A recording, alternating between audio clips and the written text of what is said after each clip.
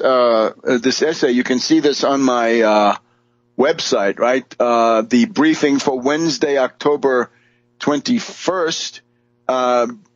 Awareness is growing of the treachery of the man called by anti-war people in Vermont. He's called Bernie the Bomber.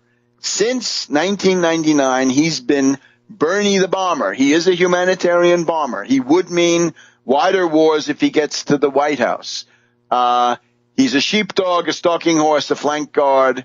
And he's got this amazing, I think, quite obsolete idea that the social democratic societies of Scandinavia, the Swedish welfare state, the Danish welfare state, if we can call it that these are somehow exemplary and ought to be imitated. The statistics I've been able to find online is that the abject poverty rate in Denmark is about 13.5%, and the U.S. is 1 or 2 points higher. This is not anything to write home about, right? And of course, there is this question of a virtually totalitarian bureaucracy. If they don't like your political opinions, there is a danger that your children will be taken away. That is not made up, right? I knew a very well-known Swedish lawyer, Lennart Hane, Hane, who his specialty as a lawyer was to try to help people to get their own children back after they've been taken away by social workers because of the political opinions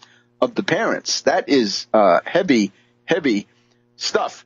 Now, the thing about Bernie also, he's supposed to be a socialist. He says he's a democratic socialist. Now, let's put that back into context, because to some people that seems like a change. Some of them might say, oh, it's refreshing after all this stuff. But you got to look back into this, right? The kind of socialism that he's talking about is the Socialist Party of the United States. And that is the old Norman Thomas, Princeton socialists. The Socialist Party of the United States was long known as the State Department Socialists. These were operatives, right? And they share a kind of a common matrix with the neocons. In other words, if you're looking at socialists and social democrats, right-wing socialists and social democrats in the 20s, then into the 30s, into the 40s and 50s, you're going to see that the sources of the neocons are not so different, really, from the sources of of somebody like Bernie, who calls himself a democratic socialist, right? And in particular, we're talking about something called YPSL, Young People's Socialist League, a really smelly organization, which we'll discuss in the next segment back in a minute. Now, let's just look at when Bernie says democratic socialist. How do you get to be a democratic socialist? Well, the Socialist Party of Norman Thomas shrank very fast after the 1920s. And, of course, it was always run by this rich guy from Princeton. So this is always quite problematic. But it had certain radical elements in the 1920s. But those were then thrown overboard. And in particular, the youth branch of this. Now, this went through various evolutions, but it's called YPSL, Y-P-S-L, YPSL, Young People's Socialist League. Now, who were they? Those guys were the mushheads of earlier decades, right? This was not class struggle. This was not militant, pro-labor strike support, cross-union caucus, bringing in the unemployed. No. This was practically something you could put on your college application. In other words, it was closely linked to SANE, S-A-N-E, which was the SANE nuclear policy, right? Was the anti-nuclear weapons organization, which was quite large in the 50s, 60s, right? SANE. So there was a symbiosis of those two groups. You also have to look at what happened, with this question of the Soviet Union and communism. And basically it was that the Socialist Party and YPSL were strongly anti-Soviet, anti-communist by the time we get into the 40s and the 50s and the 60s, right? They're very, very much on an anti-Moscow, anti-communist party line, right? So, and this means that they're functioning as essentially as a border guard for the Democratic Party vis-a-vis these so-called Marxists, if that's what they were. And you can see that, therefore, this vocation of being a border guard for the Democratic Party is what a lot of these so-called socialist groups have been doing now, once again, for many decades. One of the people you got to be aware of in this thing is a guy called Shachtman, Max Shachtman, the Shachtmanites. And this guy was a Trotskyist. He was working with Leon Trotsky, and then along comes the Hitler-Stalin Pact, right, the Ribbentrop-Molotov Pact, when a lot of people said, oh, I can't be a part of this anymore, right? Look, Stalin is making a deal with Hitler, and of course this was very disturbing for many reasons, but these people, they drew certain lessons of their own, right? And so it's James Burnham, who later on became a reactionary. He became part of the William Buckley Circle. Burnham, writing, National Review, this stuff.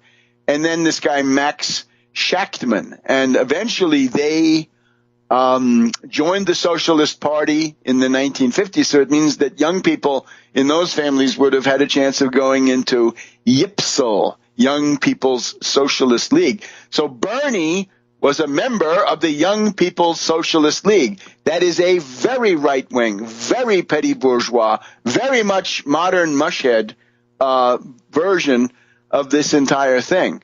So you're looking at, again, the matrix for the neocons is not so different. In other words, you could have had somebody among the Shachtmanites. One of them would stay nominally a socialist, and the others, the Crystals and the Podhoritzes and so forth, they would, or they're that ilk, they would fly off and become, more and more reactionary as time went by.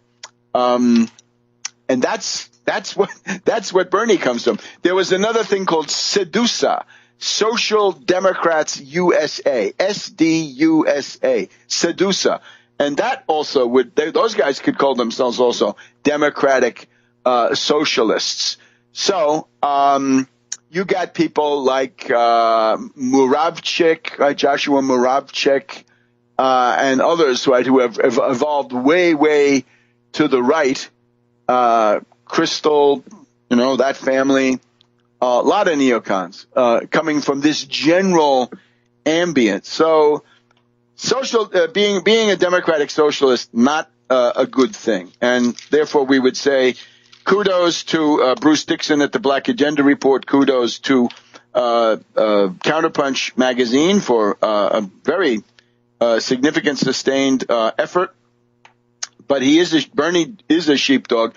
And look, after you saw that handshake, after you saw that symbiosis, that convergence, right, that, one hand washes the other that we saw in that debate, don't say that you weren't warned. Don't say that you were fooled and it's not your own fault, right? People who are duped by Bernie at this point are duped because they want to be. And the stuff that we're getting from Bernie, right, that we have to have a popular revolution with millions of people in the streets. For what? We're going to have a popular revolution for campaign finance reform? This is crazy.